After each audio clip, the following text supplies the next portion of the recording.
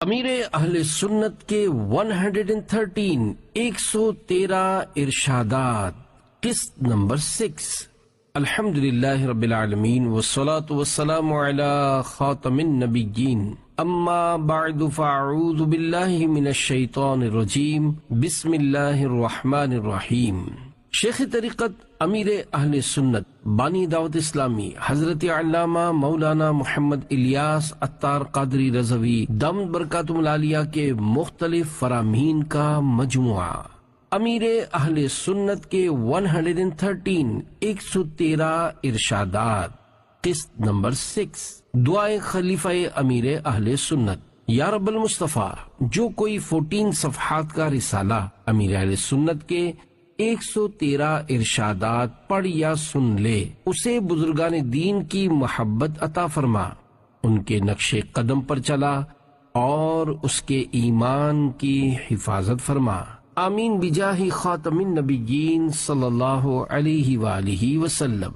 درود شریف کی فضیلت، فرمان آخری نبی صلی اللہ علیہ وآلہ وسلم، جس نے مجھ پر صبح و شام 10 بار درود پاک پڑھا، اسے قیامت کے دن میری شفاعت ملے گی۔ صلو علی الحبیب صلی اللہ علی محمد۔ قرآن کریم اور احادیث کریمہ میں علم دین اور علماء دین کی بہت زیادہ فضیلت و عظمت بیان کی گئی ہے، جس میں اس بات کی طرف اشارہ ملتا ہے کہ ہمیں بھی علم دین اور علماء دین سے نہ صرف محبت و احترام کا معاملہ کرنا چاہیے، بلکہ ان کی باتوں پر عمل کر کے اپنی دنیا و آخرت کی بہتری کا سامان کرنا چاہیے۔ چنانچہ علماء دین میں سے دور حاضر میں ایک مشہور نام امیر اہل سنت حضرت علامہ مولانا محمد الیاس عطار قادری دامت برکاتہ العالیہ کا بھی ہے۔ آپ کے فیض اثر سے لاکھوں مسلمانوں کی اصلاح ہوئی۔ اس رسالے میں آپ کے پیارے پیارے فرامین ذکر کیے گئے ہیں۔ ان ارشادات کا مطالعہ کر کے نہ صرف ان پر عمل کیجیے بلکہ دوسروں تک بھی پہنچائیے، انشاءاللہ اس کی خوب خوب برکتیں حاصل ہوں گی۔ نمبر 1، یہ تمنا کرنا درست نہیں کہ میرے ماں باپ مجھے سب بہن بھائیوں سے زیادہ پیار کریں، البتہ یہ تمنا کر سکتے ہیں کہ مجھے بہت پیار کرے اور اس کے لیے ان کا ہر جائز کام فوراً کرے اور ان کی خوب خدمت کرے۔ نمبر 2، موقع دیکھ کر اور اجازت لے کر عالم سے مسئلہ پوچھا جائے، عالم صاحب منع کر دیں تو ناراض نہ ہوں۔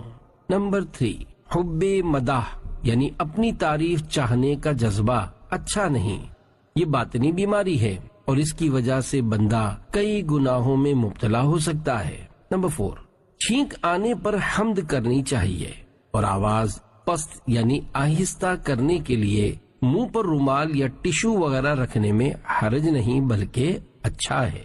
نمبر 5، اللہ پاک نے جیسا بنایا ہے اس پر راضی رہنا چاہیے، البتہ حسن کے لیے سفید رنگ ہونا ضروری نہیں۔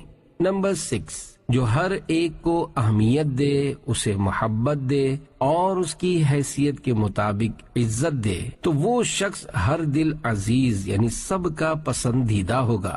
نمبر 7، بندے سے گناہ ہو جائے تو ڈرے کہ اللہ پاک ناراض نہ ہو جائے اور نیکی کی سعادت پائے تو بھی ڈرے کہ نہ جانے قبول ہوئی ہے یا نہیں۔ نمبر 8، کوئی شخص ہماری برائی کرے تو اس سے ناراض ہونے، کسی کے سامنے معاذ اللہ اس کی برائی کرنے کے بجائے صبر کریں بلکہ اسے تحفہ روانہ کر دیں، اس سے نفرتیں دور اور محبتیں بڑھیں گی۔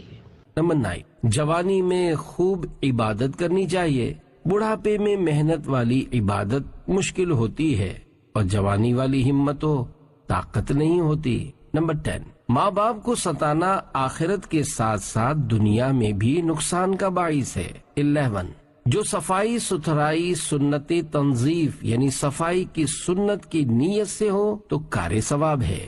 12، وہی عقل مند کامیاب ہے جس نے اپنی عقل کو اللہ پاک اور رسول صلی اللہ علیہ وآلہ وسلم کی اطاعت میں استعمال کیا۔ 13، اللہ پاک کی کسی نافرمانی کو چھوٹا سمجھنا اسے بڑا کر دیتا ہے۔ 14، کوئی احسان کرے یا ہمارا کوئی کام کر دے یا راحت پہنچائے تو اس کا شکریہ ادا کرنے کے لیے زبان سے شکریہ کے الفاظ کہے، جزاک اللہ خیرا کہہ دے۔ 15 ماں باپ کی فرما برداری کرنا بھی ان کے احسانات کا شکریہ ادا کرنے کی ایک صورت ہے۔ 16 بیرون ملک کا ویزا 100% سچ بول کر ہی حاصل کیا جائے۔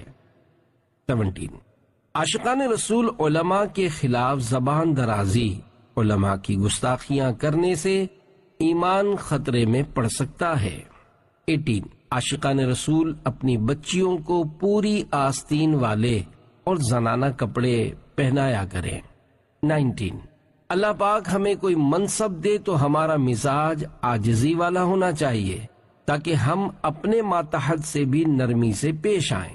جب ہم کسی وجہ سے اپنے ماتحت سے سخت رویہ اختیار کرنے لگیں تو سوچیں کہ کیا ہمارے پیارے آقا صلی اللہ علیہ وآلہ وسلم اپنے صحابہ کرام رضوان اللہ علیہم اجمعین سے اس طرح برتاؤ کرتے تھے؟ یوں ہمارے اخلاق بہتر ہو جائیں گے انشاء اللہ الکریم۔ 20 ہر منصب والا یہ ذہن بنائے کہ یہ منصب مجھے اللہ پاک نے دیا ہے اور وہ کبھی بھی مجھ سے لے سکتا ہے، اسی طرح اللہ پاک کی خفیہ تدبیر سے ڈرتا رہے۔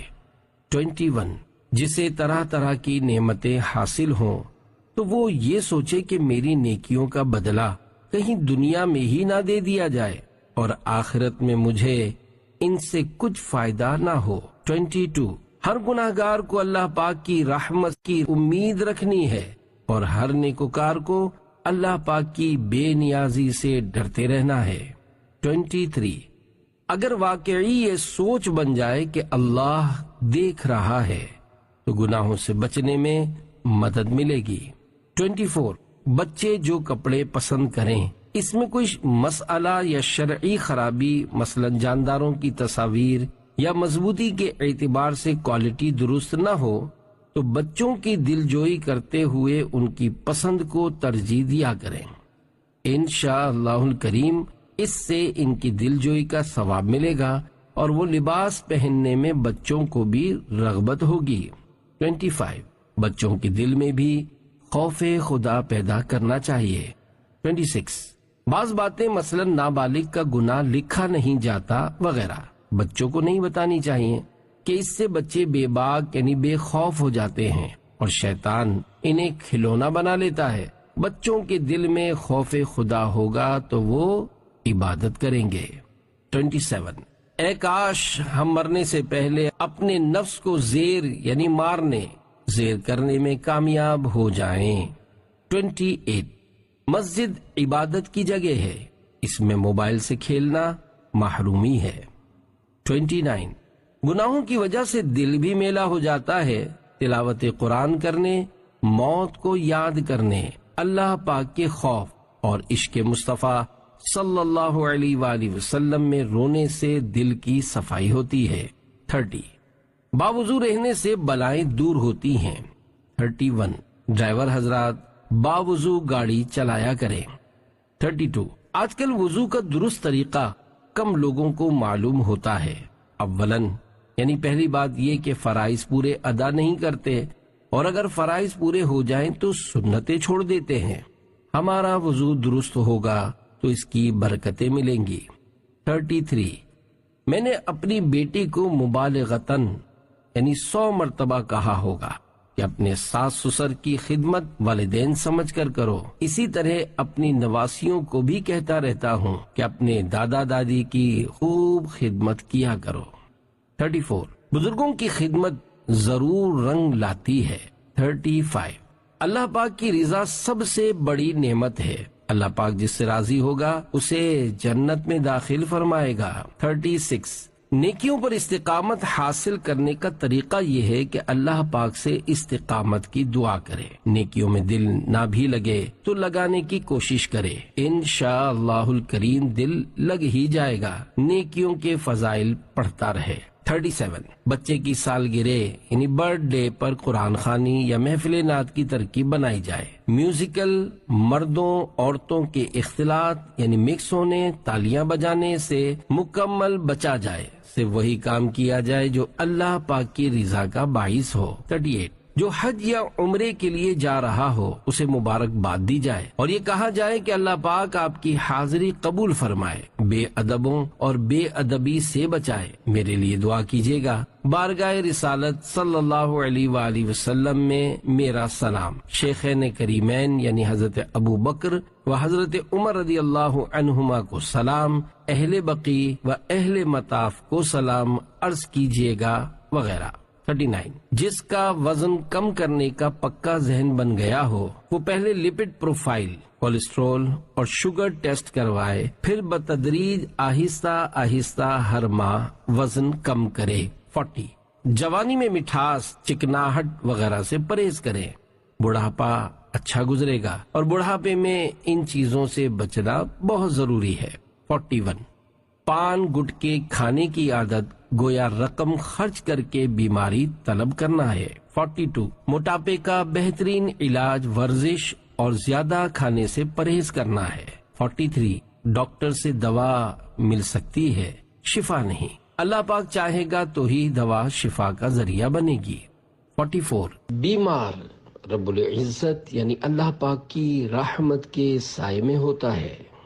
45 علاج کے لیے دوا کے ساتھ ساتھ دعا بھی کرتے رہیے. 46 علاج اپنی مرضی سے کرنے کے بجائے ڈاکٹر کے مشورے سے کرنا چاہیے. 47 کسی حکیم، بابا جی، ڈاکٹر یا اسپتال کے علاج سے فائدہ نہ ہو یا تکلیف بڑھ جائے تو صبر کیجیے. بغیر صحیح ضرورت کے کسی کا نام لے کر دوسروں کو بتانا کرے ثواب نہیں، بلکہ اس میں غیبتوں اور دل آزاریوں وغیرہ گناہوں میں جا پڑنے کا خطرہ ہے. 48 جسمانی بیماریوں سے گناہوں کی بیماریاں زیادہ خطرناک ہیں. 49 کوئی بیماری لا علاج نہیں، ہاں بہت سارے امراض کی دوا ڈاکٹر اب تک دریافت نہیں کر سکے. 50 نظر ڈاکٹر پر نہیں اللہ کریم کی رحمت پر رکھیے. ڈاکٹر لاکھ اچھا علاج کرے مگر اللہ پاک چاہے گا تو ہی صحت حاصل ہوگی. 51 حتی الامکان ایک ہی ڈاکٹر سے علاج کروانا مناسب ہے کہ وہ آپ کی طبیعت سے واقف رہے گا. ڈاکٹر بدلتے رہیں گے تو ہر ڈاکٹر نئے سرے سے علاج شروع کرے گا اور ہو سکتا ہے آپ آزمائش میں پڑتے رہیں. 52 پاؤں کے تلووں میں کسی بھی تیل سے مالش کرنے سے اس کی جلد نرم رہے گی، پھٹنے سے محفوظ رہے گی اور دماغی صلاحیت میں بھی اضافہ ہوگا کیونکہ تلووں کا تعلق دماغ سے ہے. 53 روزانہ 12 گلاس پانی پینا اپنا معمول بنا لیجئے، قبض نہیں ہوگی اور جلد بھی نرم رہے گی. سردیوں میں پانی کم پیا جاتا ہے جس سے یہ دونوں تکالیف بڑھ جاتی ہیں. 54 سفر المظفر برکت والا مہینہ ہے، اس میں بڑے بڑے اولیاء کرام کے آراس ہیں. 55 غالب اکثریت ڈٹ کر کھاتی ہے، ڈٹ کر کھانے سے دل سخت ہوتا ہے. 56 چینی یعنی شوگر میٹھا زہر ہے. 57 عبادت پر قوت حاصل کرنے کے لیے کم کھائیے. 58 گڑ کی چائے اچھی ہوتی ہے، میں گڑ کی چائے استعمال کرتا ہوں. 59 صحت مند کو 92 دن میں ایک مرتبہ خون کا ٹیسٹ لپڈ پروفائل کروانا چاہیے. 60 گرم کھانا پلاسٹک کی تھیلیوں میں ڈالنے سے اجتناب کرنا چاہیے. 61 ڈاکٹر و حکیم کو خدا ترس یعنی رحم دل اور مریضوں کا ہمدرد ہونا چاہیے. 62 اوراد و وظائف میں ہر مرض کا علاج ہے. 63 جوانی سے ہی کھانے پینے میں پرہیز شروع کر دیں تاکہ بڑھاپے میں کم تکلیف ہو. 64 کباب سموسے کھانے سے بچنے میں ہی عافیت ہے. 65 80% امراض ڈٹ کر کھانے سے ہوتے ہیں. 66 سگریٹ نوشی بہت نقصان دہ ہے، اس سے ٹی بی ہو سکتی ہے. سگریٹ پینے والوں کو بڑھاپے میں بہت پریشانی کا سامنا ہوتا ہے، سگریٹ کے قریب بھی نہیں جانا چاہیے.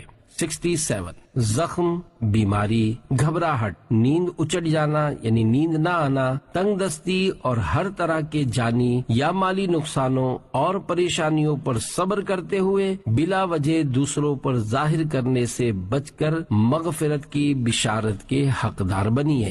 68 کھانا کھانے کے فوراً بعد پانی پینا طباً یعنی میڈیکلی نقصان دہ ہے، بالخصوص کھانا کھانے کے بعد جو کولڈ ڈرنک کا رواج ہے یہ انتہائی نقصان دہ ہے۔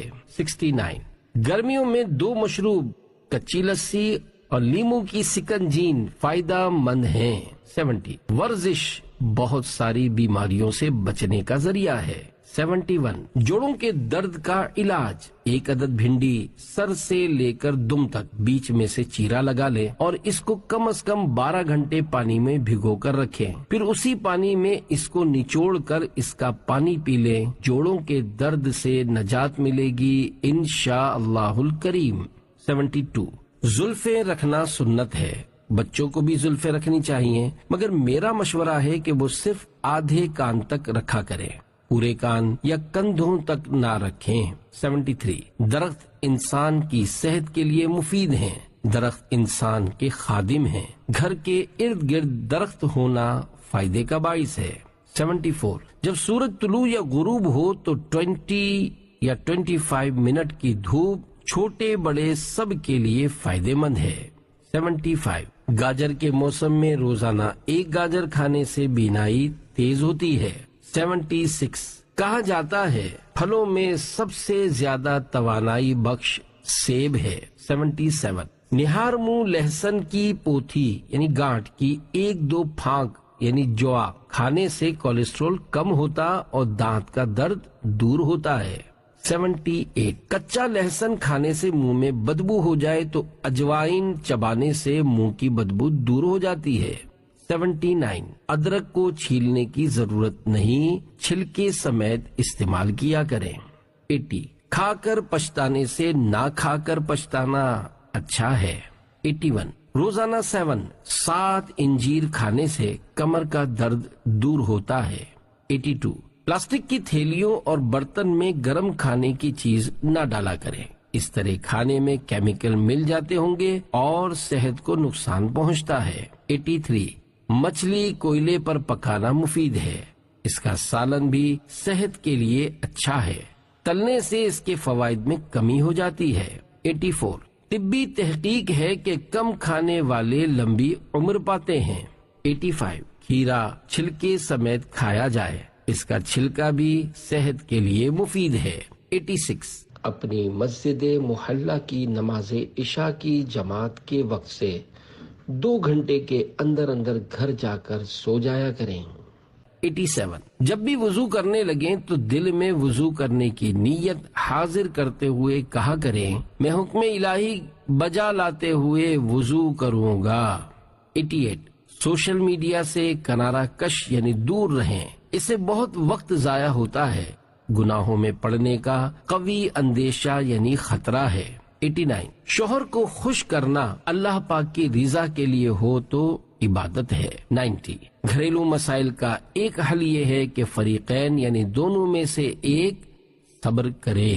91 غصے کی وجہ سے انسان کئی گناہوں میں جا پڑتا ہے، اس لیے غصے کا علاج ضروری ہے، اس کے لیے مکتبۃ المدینہ کے رسالے غصے کا علاج کا مطالعہ کیجیے۔ 92 بڑی عمر کے لوگوں کو چاہیے کہ اپنے امراض کا ذکر بھی بلا ضرورت نہ کیا کریں۔ 93 دعوت اسلامی کے دینی ماحول میں تربیتی اعتکاف کرنا نیک بننے کا بہترین ذریعہ ہے۔ 94 مجھے عربوں سے محبت ہے کیونکہ مکی مدنی مصطفیٰ صلی اللہ علیہ وآلہ وسلم عربی تھے۔